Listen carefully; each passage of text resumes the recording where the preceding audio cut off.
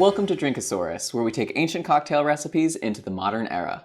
My name's Matt, I am your host, and let's get drinking. Today on Drinkosaurus, we're going to build another cocktail based off of a spirit, and the spirit today is going to be the special rum from Vermont. This rum is distilled at Mad River Distillery, and it's a rum that's aged in Pedro Ximénez sherry, which is a really sweet sherry that has some really good nutty flavors, and that plus rum is just absolutely delicious. So what we want to do is craft a cocktail that'll feature this rum, but also add some really interesting ingredients that we haven't dabbled with yet. So let's get to picking our ingredients. We have our rum as our base, and I really do want to feature this rum. Instead of using the modified old-fashioned template, what I'm going to do is use the modified Negroni template. And here's how that works. Typically, a Negroni is 1 part spirit, 1 part modifier, 1 part modifier. What we're going to do is take 1/2 from each modifier and then add that into the spirit, which will leave us with 2 parts spirit and 1/2 part of each of the modifiers, along with some bitters. I think that'll be a good compromise to keep our spirit as the main feature of our drink, but also add some sweetness and some complexity. Since we're using rum as our base, adding another sweet element will complement the rum well, because rum is a sugar-based spirit. There are 2 avenues that I see that you can add sweetness to your cocktail. One is the citrus branch, which has your lemon juice, your lime juice, and your berries, so like strawberry, blueberry, those sort of flavors. The other end is what I consider more savory sweet, where you have figs, pear, banana, those sorts of flavors that are a bit more warm. And what we're going to do is incorporate apricot liqueur. This Giffard apricot liqueur is made in France, and apricot is a really interesting ingredient. It's not quite apple, it's not quite citrus, it's somewhere in between, and it has a really spicy and nutty quality to it. And that'll work super well with the sweetness given to a rum from the Pedro Ximénez barrels. We have our spirit and one of our modifiers. For our second modifier, I want to add some more complexity to the drink. And I think a good avenue to do that will be some spiciness, which I think will work harmoniously with our other 2 ingredients. The way that we're going to do that is incorporating Becherovka, which is a Czech liqueur. It's actually a digestif. And the best way I can describe it is it has a very gingerbread quality. So there's aspects of cinnamon in there and nutmeg, some really spiciness that'll work well with our rum and apricot. Finally, we can use some bitters to add a little bit more interest to our drink.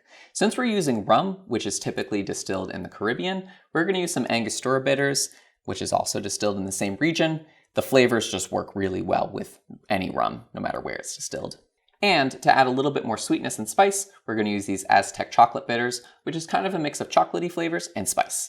So we have this kind of sweet, spicy drink going on. And since we have ingredients from all over the world, we're going to call this the first class. So now that we have all of our ingredients worked out in the modified Negroni template, let's get to mixing.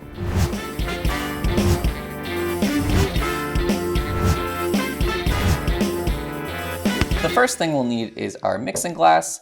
There's no need to shake this cocktail because there's no juices or heavy syrups in it. We're going to start off with our Vermont PX Rum.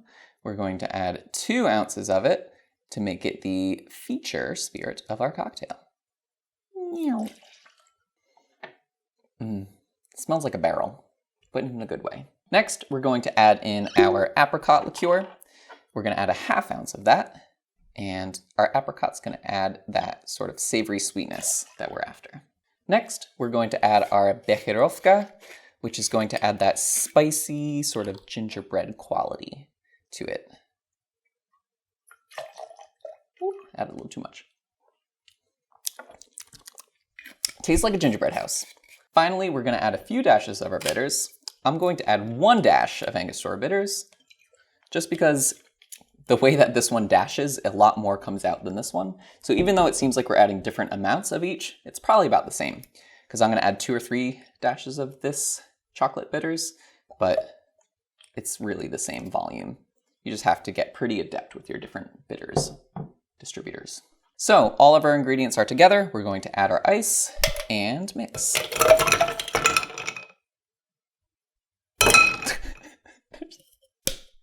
There it is. The ice is very uncooperative. Let's give it a mix.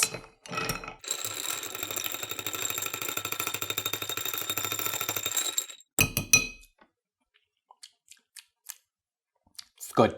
We're going to add in our julep strainer, get our rocks glass with a nice big ice cube in it, and give it a pour.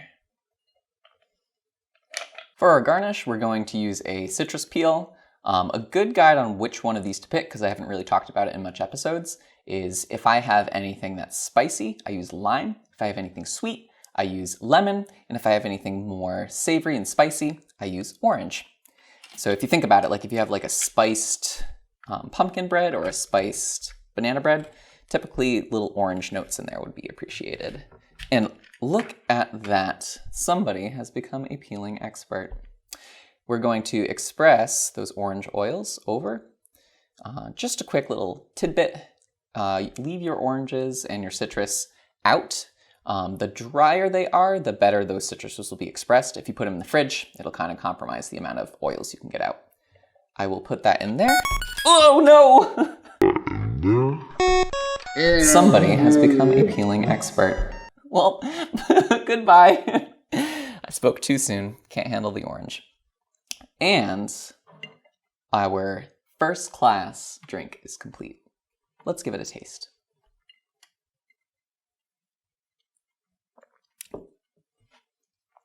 So on the nose, you get the orange oils, first of all. The flavor, the rum, is the first thing that you come in contact with, but it's offset by the sweetness of the apricot. I would say the Becherovka, the flavor doesn't come through as much, but it definitely adds an underlying spice, as does the other two bitters. It's similar to the old-fashioned template in that our rum is the main featured spirit. However, just the other two ingredients add a more sweet and more complex piece to it. But you can really taste the rum. The rum is really in the forefront. It's just good. It's good stuff. The modified Negroni template is a really great starting point if you want to not quite make an old-fashioned, but not quite make a 1-to-1-to-1 ratio. It's a good happy medium to feature spirit, but add a little bit more components to it. Ooh, I just tasted the chocolate.